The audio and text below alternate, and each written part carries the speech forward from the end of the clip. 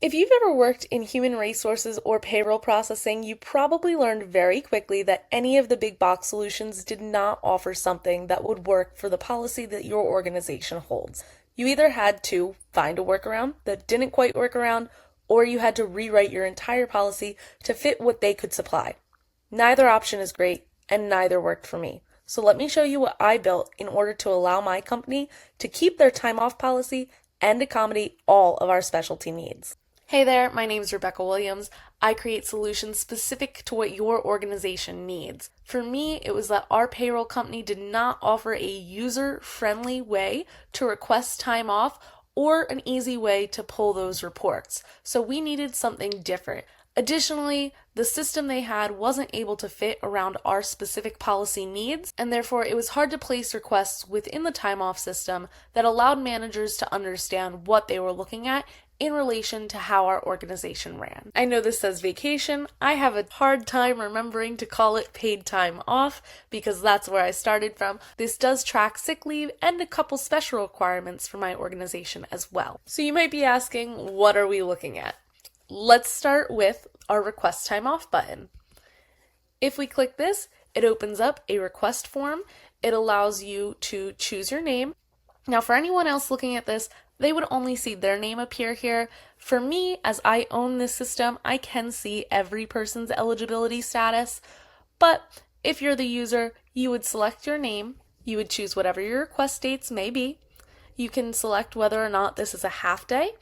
You're going to choose whether this is vacation or sick time and enter your reason. So this way your manager can tell if this is a priority request. Once you submit your request, it's going to show up in your employee time off dashboard. Now this is the back end of the system. You do see that I have two of them here just for the sake of protecting myself. If one of them goes missing, if something happens, I have backup copies here that are ready to go at any point in time.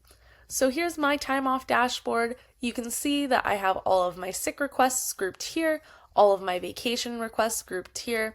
I can see the reason for why I was out. I can see whether or not my manager has approved it and whether or not it's been directed to the HR department for final approval. I can also view my time off on a calendar.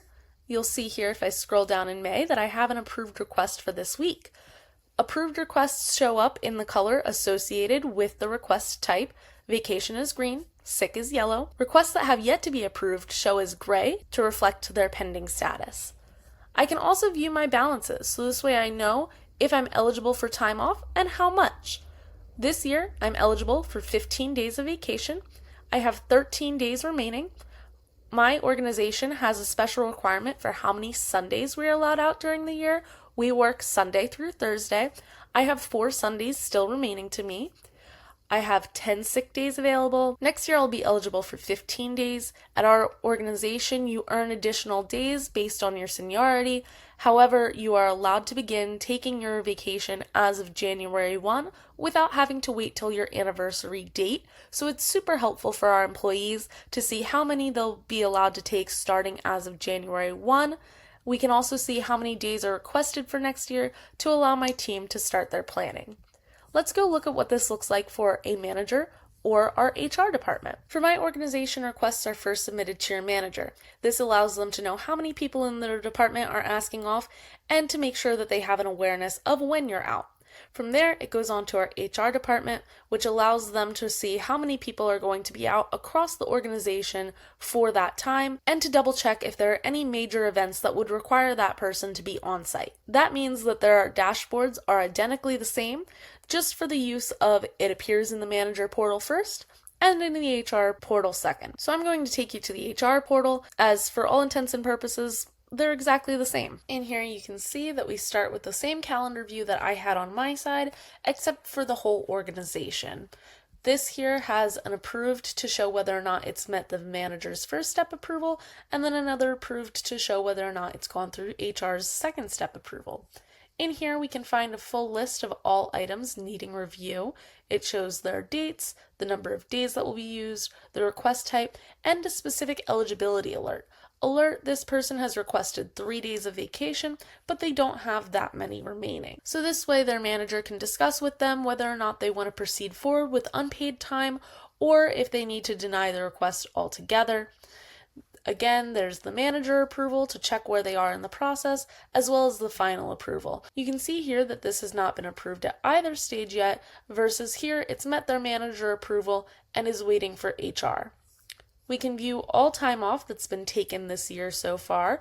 You can see every approved request, as well as everything that's pending, and you can see exactly how many days each person has used by type, whether that's sick or vacation. Now for a quick look at the brains behind the operation. We can return to our vacation page here to go into our management and eligibility portal. This is going to be the one with all of my employees' names removed, just for their own privacy. In here you can see just the first name, you can see the dates that they have a request.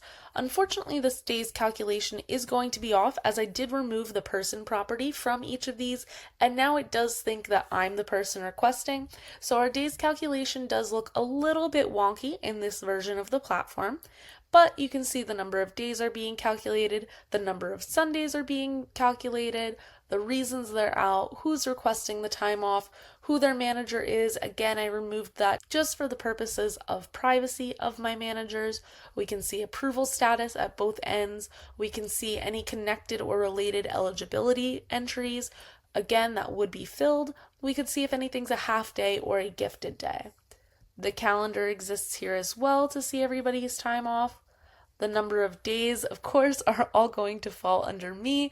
It looks as though I've taken 101 days this year so far. That's obviously across my entire organization. We can see all of the eligibility calculations that go into making each thing work. There's a lot here, but don't worry about it, because once it's set and forget.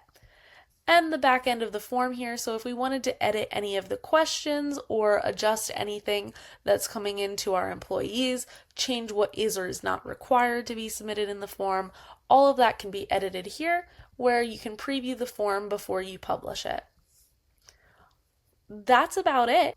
I spent months building and perfecting this system so that you don't have to.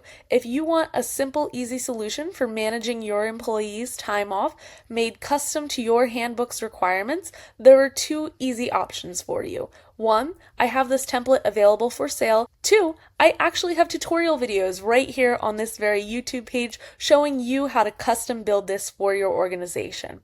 If you need any assistance beyond that, you're welcome to book a consultation call with me as well, where I can either help you make the necessary adjustments to your system once you've purchased or built it, or I can help you figure out new solutions that are going to work for you. Have a lovely rest of your day. The videos will be here.